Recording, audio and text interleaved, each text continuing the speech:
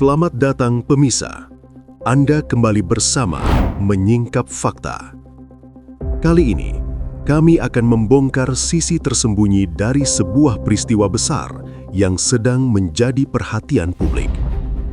Di satu sisi, Amerika Serikat dan Iran kembali membuka jalur negosiasi nuklir di Jenewa setelah komunikasi awal melalui Maskat.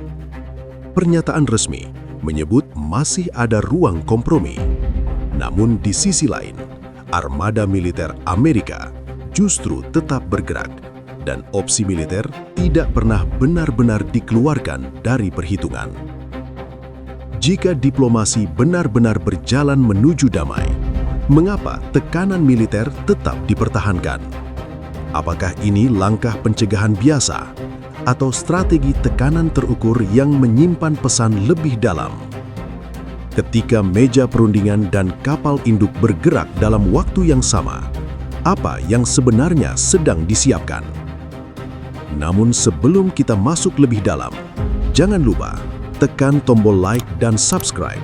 Dengan begitu, Anda tidak akan ketinggalan fakta-fakta tersembunyi yang akan kami ungkap berikutnya.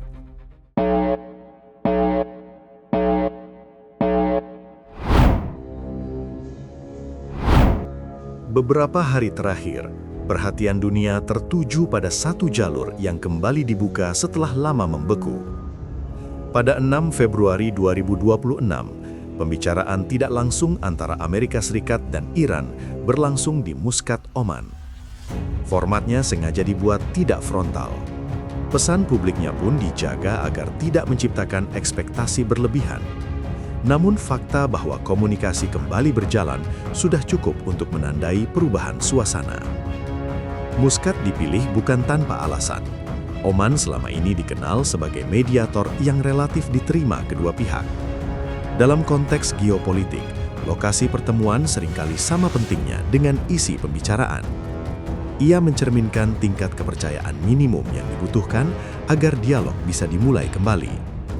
8 hari kemudian, tepatnya 14 Februari 2026, laporan diplomatik menyebut putaran lanjutan dijadwalkan berlangsung di Jenewa.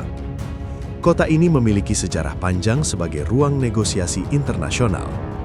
Penetapan jadwal tersebut memberi sinyal bahwa kedua pihak tidak sekedar menguji komunikasi, tetapi memang sedang menyiapkan kerangka pembahasan yang lebih terstruktur. Pada 15 Februari 2026, pejabat Iran menyampaikan pernyataan yang memperjelas posisi Teheran. Mereka membuka ruang kompromi, namun dengan syarat utama berupa pencabutan atau pelonggaran sanksi ekonomi. Sanksi inilah yang selama beberapa tahun terakhir menekan sektor energi, keuangan, dan perdagangan Iran. Tanpa insentif ekonomi yang nyata, pemerintah Iran menilai kesepakatan baru tidak memiliki nilai strategis bagi kepentingan nasional mereka. Di saat yang sama, Iran juga menegaskan tidak akan menerima tuntutan penghentian total pengayaan uranium. Posisi ini penting karena menjadi inti perbedaan mendasar dengan Washington. Bagi Amerika, pembatasan ketat program nuklir adalah prioritas keamanan. Bagi Iran, hak pengayaan dianggap sebagai simbol kedaulatan teknologi dan politik. Pada 16 Februari 2026, Menteri Luar Negeri Iran bertolak ke Jenewa untuk menghadiri putaran lanjutan. Pertemuan itu juga direncanakan bersinggungan dengan pejabat Badan Pengawas Nuklir Internasional. Artinya, isu verifikasi dan pengawasan teknis menjadi bagian tak terpisahkan dari pembahasan. Tanpa mekanisme pengawasan yang disepakati bersama, kesepakatan apapun akan sulit dipertahankan. Jadwal resmi menunjukkan pembicaraan lanjutan direncanakan pada 17 Februari 2026. Dari luar, kalender ini terlihat seperti proses diplomasi yang berjalan normal. Ada mediator, ada lokasi netral, ada agenda teknis. Namun di balik urutan tanggal yang rapi tersebut, tersimpan dinamika yang jauh lebih kompleks.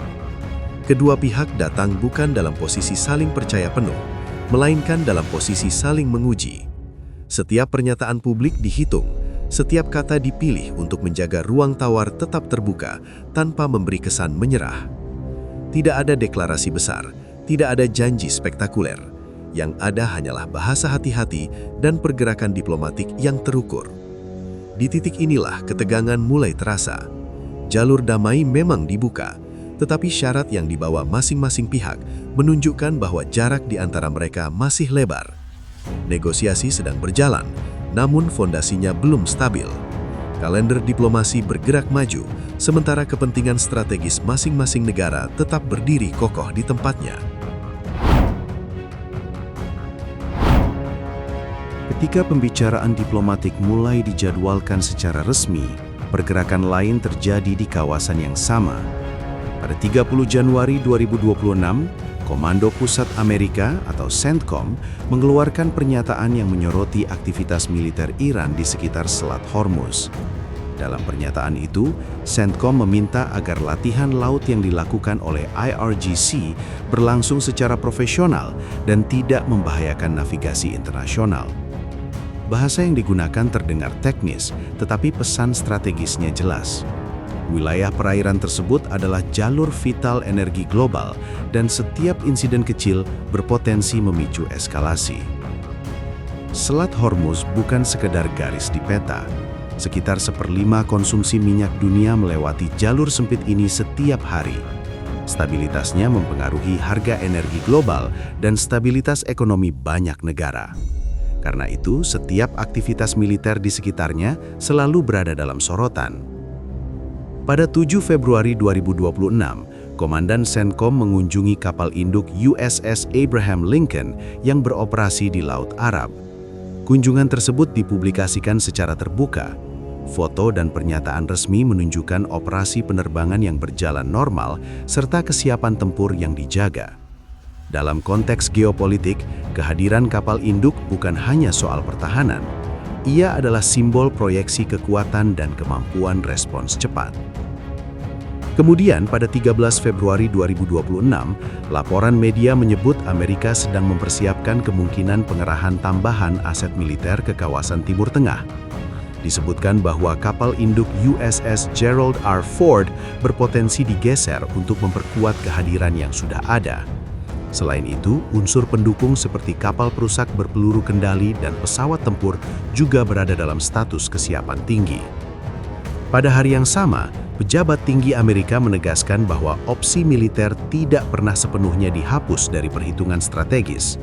Pernyataan tersebut muncul di tengah persiapan pertemuan Jenewa. Inilah yang menimbulkan kontras tajam. Di satu sisi, diplomat bersiap duduk di meja perundingan, di sisi lain armada tetap berada pada posisi siaga. Langkah ini bukan tanpa preseden. Dalam sejarah kebijakan luar negeri Amerika, diplomasi sering berjalan berdampingan dengan tekanan militer. Konsepnya dikenal sebagai deterrence atau pencegahan.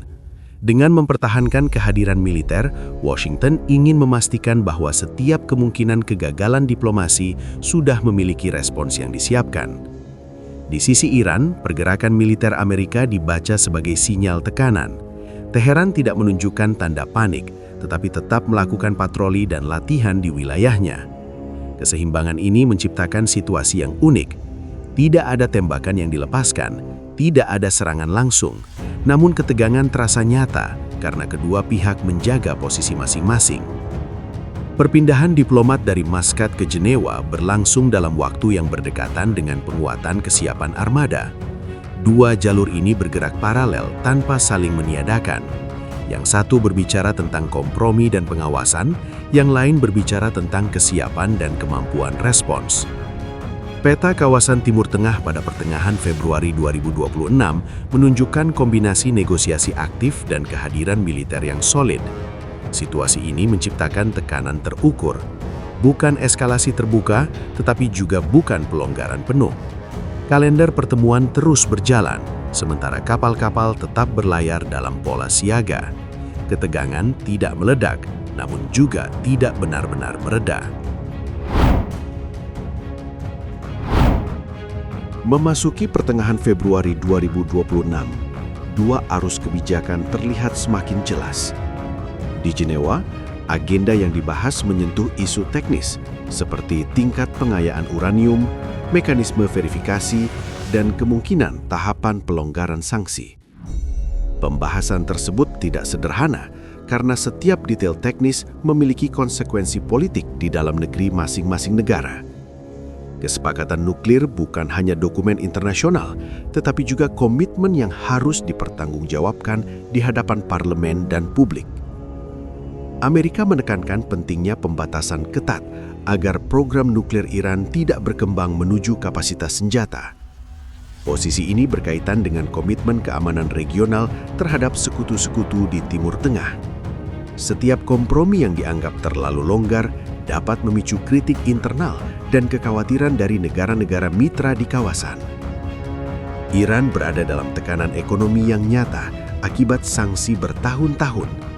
Inflasi, keterbatasan akses ke sistem keuangan global, serta pembatasan ekspor energi membentuk latar belakang perundingan mereka. Bagi Teheran, manfaat ekonomi harus terlihat konkret agar kesepakatan memiliki legitimasi domestik. Tanpa kepastian pencabutan sanksi, pemerintah Iran akan kesulitan menjelaskan nilai strategis kompromi kepada publiknya. Di sisi militer, kehadiran armada Amerika berfungsi sebagai pengingat bahwa kegagalan diplomasi memiliki konsekuensi. Pengerahan kapal induk dan unsur pendukungnya memberi sinyal kesiapan respons cepat terhadap berbagai skenario, termasuk ancaman terhadap pangkalan dan kepentingan Amerika di kawasan.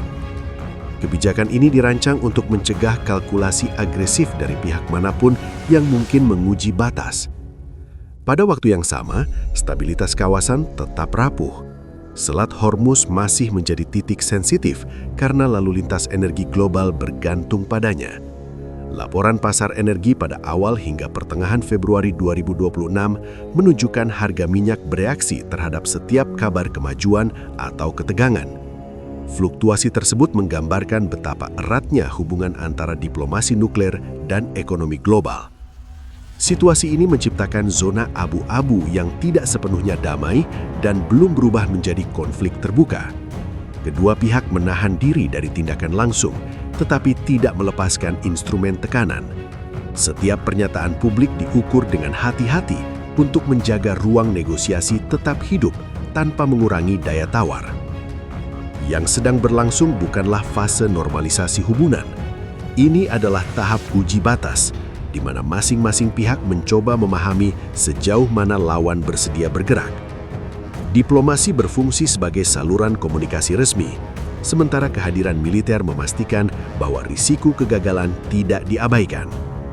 Kombinasi inilah yang membuat pertengahan Februari 2026 terasa tegang namun terkendali. Tidak ada deklarasi perang, tidak ada penandatanganan kesepakatan besar. Yang ada adalah dua strategi berjalan bersamaan. Pembicaraan terus dilakukan dengan mediator dan pengawas internasional terlibat. Pada saat yang sama, perencanaan kontingensi tetap dipelihara. Dunia menyaksikan dinamika ini dengan kewaspadaan tinggi. Keputusan yang diambil dalam ruang perundingan akan menentukan apakah tekanan terukur berubah menjadi stabilitas baru atau justru membuka bab lain dalam ketegangan kawasan. Untuk sementara, diplomasi dan kesiapan militer berdiri berdampingan, menjaga keseimbangan yang rapuh namun masih bertahan. Apa yang terlihat sebagai pembicaraan damai ternyata menyimpan dinamika yang jauh lebih kompleks. Ketika diplomat berbicara tentang kompromi dan verifikasi, perencana militer menghitung kemungkinan terburuk. Tekanan tidak selalu berarti perang. Diplomasi tidak selalu berarti pelonggaran. Di antara keduanya, terdapat ruang abu-abu yang menentukan arah stabilitas kawasan. Pertengahan Februari 2026 menunjukkan bagaimana geopolitik modern bekerja. Negosiasi dan kekuatan berjalan berdampingan. Setiap langkah dihitung, setiap sinyal diperhatikan, dan setiap keputusan memiliki dampak lintas kawasan hingga ke pasar energi global. Dunia belum melihat ledakan konflik, namun juga belum menyaksikan terobosan besar. Yang ada adalah keseimbangan rapuh yang terus dijaga melalui komunikasi dan pencegahan. Demikian rangkaian fakta yang berhasil kami singkap hari ini. Jangan lupa subscribe ke channel Menyingkap Fakta dan aktifkan lonceng notifikasi agar Anda tidak ketinggalan pengungkapan fakta-fakta penting lainnya. Menyingkap Fakta, mengungkap kebenaran di balik setiap peristiwa. Sampai jumpa pada fakta berikutnya.